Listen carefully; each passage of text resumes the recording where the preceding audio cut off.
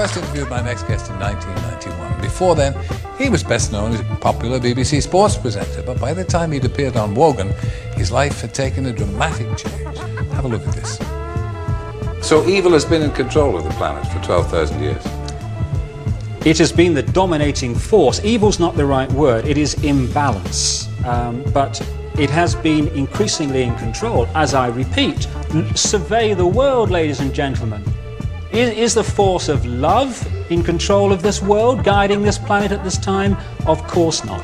The negativity, the thoughts that I'm talking about that are very destructive, are pouring out of this planet let me every interrupt day. you. Was it a great shock for you to discover this at 38? Well, I think the word is gobsmacked. But again, you know, the best way of removing negativity is to laugh and be joyous. So I'm delighted that there's so much laughter in the audience tonight. But no, it's but just let me say this. They're laughing at you. They're not laughing with you. Fine.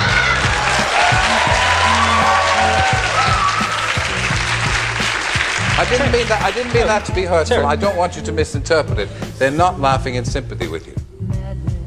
So while 15 years ago, he was ridiculed for his prophecies about natural disasters around the world, and now he has a controversial new view about who really is running the world. I'm delighted that he's agreed to come back. David Icke.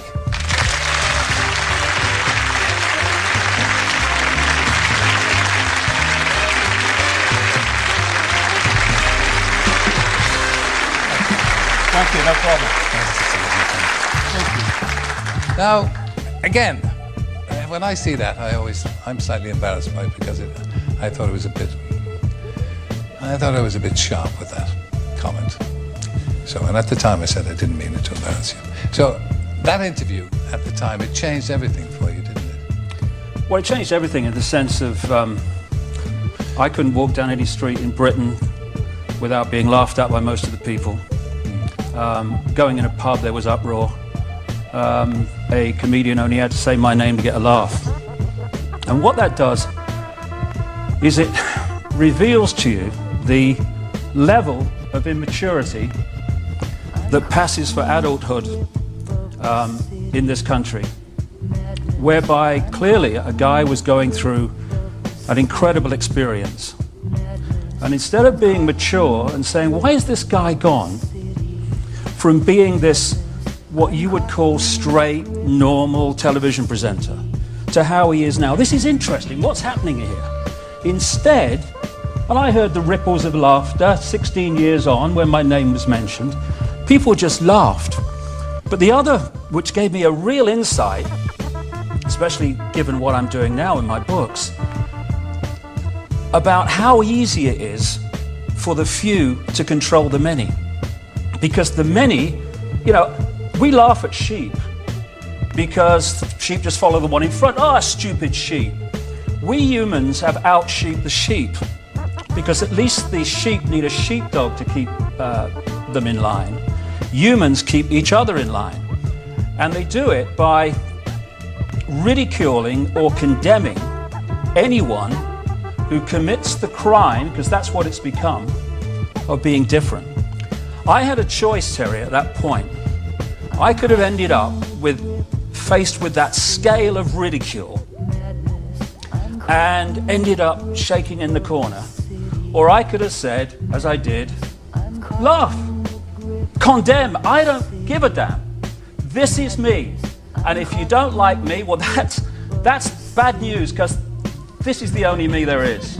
And I refuse to conform and be bowed by the ridicule. And what it does, Terry, when you step out of the little box of what will other people think, how do I put this in a way that people won't think I'm crazy, you then realize how small a box you've actually been living in. But you do understand that, and I know you do, that you did make yourself a target because what you were saying was outlandish. It was, by normal standards, outlandish and outrageous, very intense. Just have a look at this. What about eruption? When may we expect tidal waves, eruptions, earthquakes? Well, Because of the nature of the way the Earth has been treated over a long period of time, a tremendous amount of energy has built up within the Earth that cannot get out. If it doesn't get out, bang. So this is going to be released in a controlled manner, as controlled as possible, through earthquakes, through volcanoes and such like. If they don't happen, this is not punishment. If they don't happen, there is no Earth.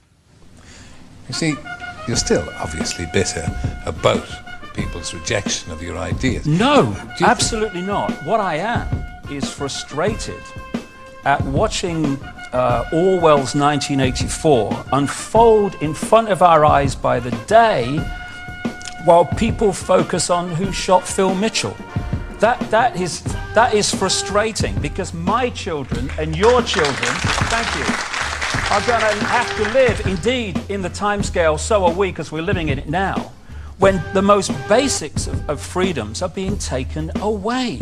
Yeah, and this is happening all over the world, and it's coordinated. Now, if people want to think that that's all happening by accident, please be my guest. I don't give a damn. But who is? But the evidence is that it's not. Eh? If it's controlled, it's not happening by accident. Who is controlling people or trying to control them? Well, there is a network of families that you can take back to the ancient world, to places like Babylon, Sumer, which is now Iraq. You can chart them through to Rome, where they were responsible for the Roman Empire and the creation of the Roman Church. God save us from religion, by the way. And then they came up into Europe to become the European aristocracy and royal families. Then through the great empires of Europe, especially the British Empire, but others too, these family bloodlines and the secret society network through which they manipulate themselves into power were exported all over the world. And then when the point came where the European colonial powers appeared to give independence to these countries, that was only on the surface. What actually happened was the family bloodlines and the secret society network through which they manipulate was left out in these former colonies, and they've gone on controlling them ever since. So what you have is a hidden hand where events are manipulated, like 9/11, which not just me, but endless other researchers now around the world have taken apart the official story. It insults the intelligence of a 10-year-old. And you have a hidden hand manipulating events, and the whole goal of it is centralization of power to the point where humans are little more than controlled clones. Who is the hidden hand? I mean, who are these hidden hands? This network of families I'm talking about. You find that people that are in positions of apparent power, like prime ministers and presidents, are actually puppets of the real power, which doesn't put itself on public display. Why would it? I mean, does anyone really think that George W. Bush is running America? He probably couldn't tie his shoelaces, never mind run a country. Let me tell you this. Tell me about the project for the new American century. Tell me about it. I know nothing about it. Exactly. Well, let me tell you then something that you should know about. And this is written down. In the 1990s, an organization was created in America called the Project for the New American Century. The people who created it were the people that have run the Bush administration from the moment it came to power. In the year 2000, in September, the Project for the New American Century produced a report, a document, calling for a series of conquests of countries, one of which was Iraq. It actually says in the document, words to the effect of, we must use the excuse of Saddam Hussein to go into Iraq. But look, can I interrupt? No, hold a second. No, but honestly, no. Honestly, you see this? See, but this is the thing, Terry, you see. No, but honestly. You say to me... America is an open society, isn't it? Oh, please. It's not an open society. I've got some seafront property in Birmingham, Terry, you might like to buy, mate, honestly. Please. David. And they say I'm crazy and weird. America is an open society, my Well, God. I thought in my innocence that most Americans would know what was going on in America. Oh, God. But it's all, you know it all, and... Oh, see, you talked about cheap jibes. That's a cheap jibe. No, it's I'm not claiming I know it all. I'm saying that I've been to 40 countries. I've spent enormous amount of time in America talking to people who do know what's going on, victims of what's going on, and I'm passing this over to people. But Now, don't... Yeah, sure. You see how preposterous it is? What, the fact that you think America's an open society? No. Absolutely ludicrous, Terry. I've never heard anything so stupid in your life. Okay. Thank you, ladies and gentlemen. David Icke, thank you.